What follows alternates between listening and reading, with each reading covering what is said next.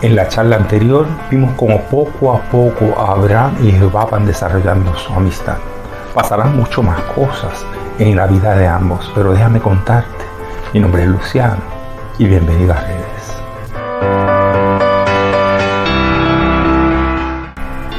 Vemos que después de esta segunda prueba, la prueba del hambre, el reto del hambre, Abraham vuelve al sitio donde le había dedicado un altar a Jehová entre Betel y Hai. Vuelve a reconsiderar y hacer adoración en ese altar al Dios que lo había visto antes. Una vez más surge la prueba. Vemos la interacción de él con Lot, su sobrino, ya que eran hombres ricos que tenían mucho ganado, y empezó la contienda de ambos, de los pastores de Lot con los pastores de Abraham. Pero dice el 13:7, y hubo contienda entre los pastores del ganado de Abraham y los pastores del ganado de Lot. Y el cananeo y el fereceo habitaban entonces en la tierra. ¿Por qué da ese detalle? Lo más probable es que nos habla de testimonio. Estaban estos creyentes en un solo Dios en la tierra politeísta, y los cananeos, los fereceos, los que habitaban allí estaban bien pendientes de qué pasaría con ellos, porque así entenderían sus intenciones y su carácter. Es importante que el cristiano dé buen carácter y dé buen testimonio. El 13:8 dice que Abraham le dijo a Lot: no haya altercado entre nosotros, te ruego que te apartes de mí, y si tú fueras a la izquierda, yo iré a la derecha. Miren cómo Abraham toma la iniciativa de decirle a su sobrino: decide tú, escoge tú. En otras palabras, Abraham básicamente está diciendo: yo voy a vivir por fe, yo confío en que donde yo vaya, Dios me va a seguir. Sin embargo, Lot, que es un justo, porque nos va a decir la Biblia más tarde, se deja llevar por sus ojos. En el 13:10 dice: y alzó sus ojos y vio toda la llanura del Jordán, que era de riego como el puerto de Jehová, y decidió ir para allá. Es lo ejemplo del justo carnal que se deja llevar por la vista. Dice el versículo, el 13:12, que Abraham acampó en la tierra de Canaán, en tanto que Lot habitó en las ciudades de la llanura y fue poniendo sus tiendas hasta Sodoma. ¿Viste cómo a veces el solo pensar en lo material, en lo que nuestra vista nos da, nos hace acercarnos al mal? Porque dice el 13:13, más los hombres de Sodoma eran malos y pecadores contra Jehová en gran manera. Después de eso, en ese capítulo 13, lo que hace Jehová es que de nuevo habla con Abraham y le dice: mira, Abraham, todo lo que ves a tu lado, todo lo que tu pie puede recorrer, lo daré a ti y a tu descendencia. Así que ese reto es marcado con una bendición.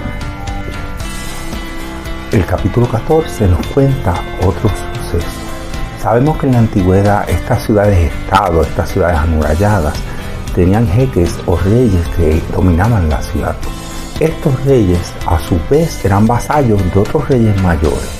Y vemos en el capítulo 14 como 4 de estos reyes menores del sur se rebelan en contra de su rey del norte, y con unos compañeros reyes va donde ellos en guerra y los vence y arrasa con las personas, con las riquezas, con el ganado de estos sitios, y entre ellos se llevan al otro.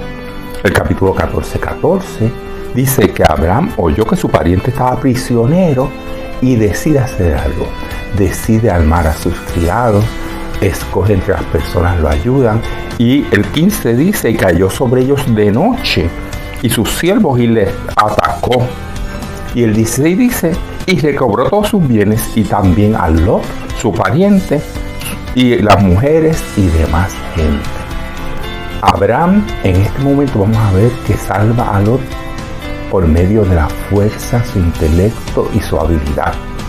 Sin embargo, vamos a ver otro segundo momento en que Abraham va a salvar a Lot por medio de su oración intercesora. Abraham tenía un gran sentido de familia, un gran sentido de dignidad, un gran sentido de compañía y ayuda.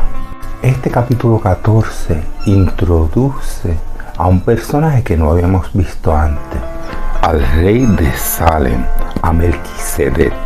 En el 14:17 dice que cuando volvía se encontró con esta persona.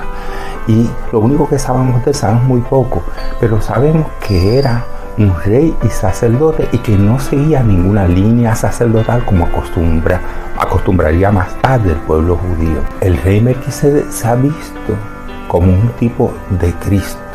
Era rey y sacerdote. En el 14:18 dice: entonces Melquisedec, rey de Salem y sacerdote del Dios Altísimo, sacó pan y vino para darle a Abraham.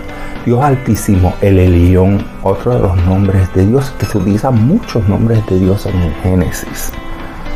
Y bendijo Melquisedec a Abraham, y en agradecimiento a Abraham le da el diezmo.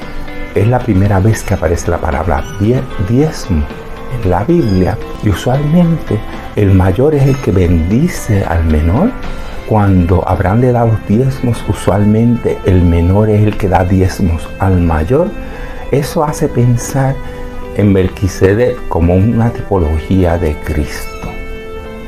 También cuando vemos la palabra diezmo, que es la primera vez que se ofrece en la Biblia, vemos unos principios básicos del diezmo. Primero, que el diezmo Abraham lo da como gratitud de que el Señor lo ha ayudado, Jehová lo ha ayudado en este momento. Lo da también como una medida de adoración al Dios que le ayudó. Lo da también a su representante como ayuda del representante de Dios en la tierra. Y vemos así esa simbología o esa relación que tiene el diezmo que podríamos llevar hasta hoy. En el capítulo 15, ya que ha pasado, pues Abraham le ha dado su diezmo a Melquisedec, y el 15:1 empieza: después de estas cosas vino palabra de Jehová a Abraham en visión diciendo: no temas, Abraham, yo soy tu escudo y tu galardón será sobremanera grande. ¿Por qué tenía temor Abraham? Bueno, si es una persona como nosotros, quizás tenía temor de que al haberle dado todo el botín a Melquisedec, él se quedara sin dinero, quizás que los reyes que había atacado volvieran atrás en su contra, pero Jehová sigue dándole soporte y confort. Y en este momento también Abraham le dice a Jehová, básicamente, si parafraseo: ¿por qué me dices tanto si no tengo ningún heredero? Y quizás sea mi mayordomo el que me herede, porque en aquel momento, si no tenían los ricos un descendiente, el mayordomo principal podía heredar. Pero Jehová le dice: no te va a heredar él, te va a heredar un hijo tuyo. Y ahí dice el versículo que hemos repartido mucho, el 14:6, y creyó a Jehová y les fue contado por justicia. Y en esos momentos Jehová decide hacer un pacto final y firme con Abraham. Le dice que coja unos animales, que los parta en el medio, y como era la costumbre en aquel momento mesopotámica, y ellos iban a pasar en medio de los animales como ejemplo, como símbolo de que estaban dando su palabra y su vida. Sin embargo, vamos a ver que en ese pacto es solo el Jehová el que va a pasar. Es un pacto unilateral en que Jehová no le pide nada a Abraham. Le dice: yo voy a hacer esto porque deseo, porque quiero, y nada lo va a impedir. Es básicamente lo que está diciendo. Ahora, el 15:13 dice: entonces Jehová dijo a Abraham: ten por cierto que tu descendencia morará en tierra ajena y estarán allí oprimidos 400 años. Ya estaba vislumbrando lo que iba a pasar en el Éxodo. Y ya vemos como poco a poco, a través de muchas experiencias, esa amistad entre Abraham y Jehová se va desarrollando. Van a seguir pasando muchas cosas, pero te invito a que te quedes en esta charla, que me visites, que le des like y te suscribas para crear la próxima charla.